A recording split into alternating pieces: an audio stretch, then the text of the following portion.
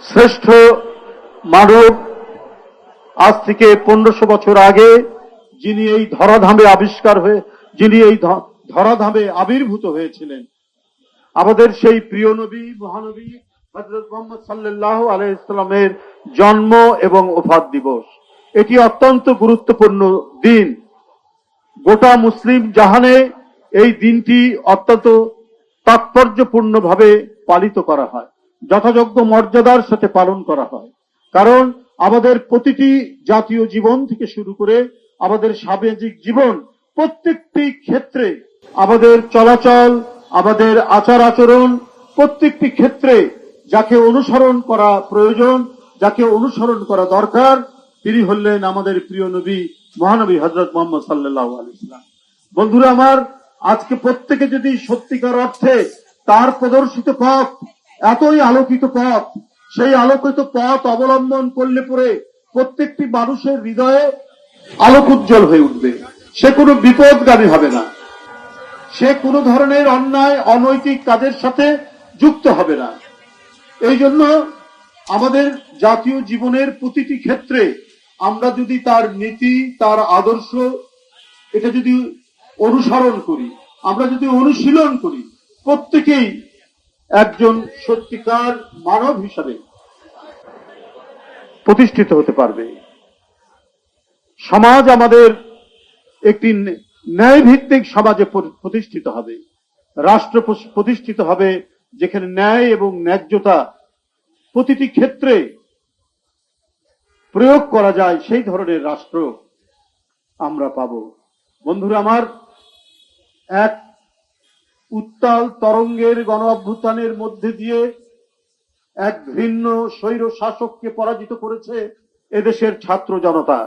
তাদের বুকে তাজা রক্ত ঢেলে দিয়ে ফ্যাসিবাদের 17 বছরের দুঃশাসনের অবসান ঘটানো হয়েছে। বন্ধুরা আমার, একটি অবাধ সুষ্ঠু নির্বাচনের মধ্যে দিয়ে একটি সরকার প্রতিষ্ঠিত হয়েছে, যে সরকারের অঙ্গীকার হচ্ছে প্রত্যেকটি ক্ষেত্রে জবাবদিহিতা করা। সেই জবাবদিহিতা নিশ্চিত করেছেন আমাদের দলের চেয়ারম্যান এবং গণপ্রজাতন্ত্রী বাংলাদেশ সরকারের প্রধানমন্ত্রী জনাব Tarique Rahman. Design, elegance, beauty, সেরা পণ্য সবার জন্য জেভিকো। তিনি কখনো গণমাধ্যমের সামনে জবাবদিহিতা নানাভাবেই করা যায়। গণমাধ্যমের সামনে, তৃণমূলের নেতাকর্মীদের সামনে আমাদের মন্ত্রীরা জবাবদিহি করছেন, গণমাধ্যমের সামনে আমাদের মন্ত্রীরা জবাবদিহি করছেন, পার্লামেন্টের মধ্যে আমাদের মন্ত্রীরা জবাবদিহি করছেন। এই জবাবদিহি মূলত প্রকারান্তরে জনগণের কাছে জবাবদিহি হচ্ছে। আমাদের প্রধান অতিথি সরকারের স্বরাষ্ট্রমন্ত্রী, তিনি গুরু দায়িত্ব পালন করছেন। এখন যে পরিবেশ রয়েছে, সেই পরিবেশ আগের চাইতে খারাপ হচ্ছে সেটা বলবো না, কিন্তু এখান থেকে আমাদের আরো উত্তরণ ঘটানো দরকার। তিনি যেমন জনপ্রিয় কারাগারে থেকেও তিনি তার প্রতিনিধিকে নির্বাচিত করতে পারেন, তার স্ত্রীকে নির্বাচিত করেছেন।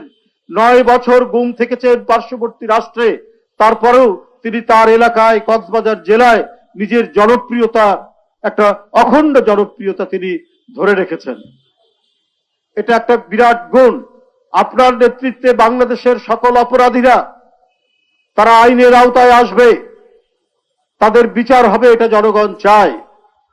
আপনি ছাত্র জীবন থেকে রাজনীতি করেছেন, মাঝখানে কিছুদিন সরকারি চাকরি করেছেন, সেটা আলাদা ব্যাপার, কিন্তু আপনার রাজনৈতিক জীবন সুদীর্ঘ জীবন হয়েছে আজকের এই পর্যন্ত। সুতরাং আপনার হাত দিয়ে এই দেশে একটি শান্তিময় পরিবেশ তৈরি করবে, দুষ্টের দমন, শিষ্টের পালন নিশ্চিত হবে। এদেশের মানুষ প্রত্যাশা করে কোথাও কোনো ধরনের মাদকের প্রভাব থাকবে না। কোন মাদক সেবী, সেই সিন্ডিকেট যেই হোক না কেন, যত বড়ই ক্ষমতাশালী হোক না কেন, আপনি যে আইন প্রয়োগকারী সংস্থা আপনার হাতে, তাদের হাত থেকে তারা নিস্তার পাবে না। এই নিশ্চয়তা জনগণের কাছে, জনগণ চায় আপনার কাছ থেকে।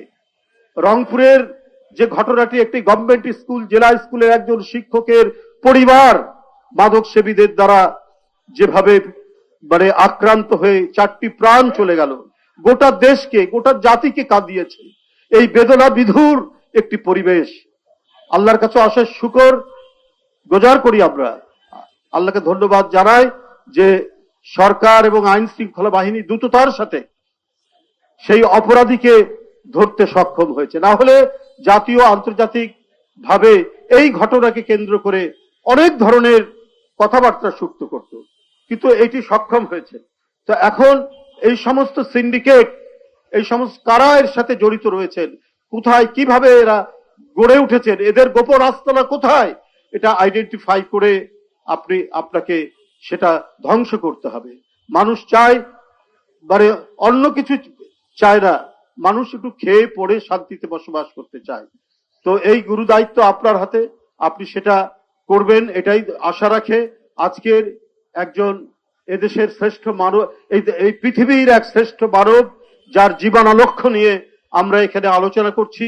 আজ ঈদে মিলাদুন্নবী, সেই ঈদে মিলাদুন্নবীতে এটি অঙ্গীকার হোক যে আজকে এই সরকারের যে নির্বাচনের প্রাক্কালে যে সমস্ত অঙ্গীকার আজকে ক্রমান্বয়ে ক্রমাগতভাবে বাস্তবায়ন হচ্ছে, সেই বাস্তবায়নের মধ্যে আমাদেরকে আরো অঙ্গীকার আইনের শাসনকে সুপ্রতিষ্ঠিত করা।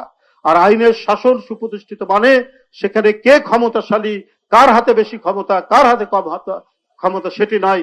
যে অপরাধ করবে সে আইনের আওতায় আসবে, তার বিচার হবে। আমরা আজকের যে উদ্দেশ্য নিয়ে গোটা মানব জাতির কাছে আল্লাহ তার প্রিয় নবীকে প্রেরণ করেছিলেন যে গোটা পৃথিবী এইরকম শান্তিময় হয়ে উঠবে, আমরা সেই অঙ্গীকারও রক্ষা করতে হবে আজকে তারেক রহমানের সরকারকে।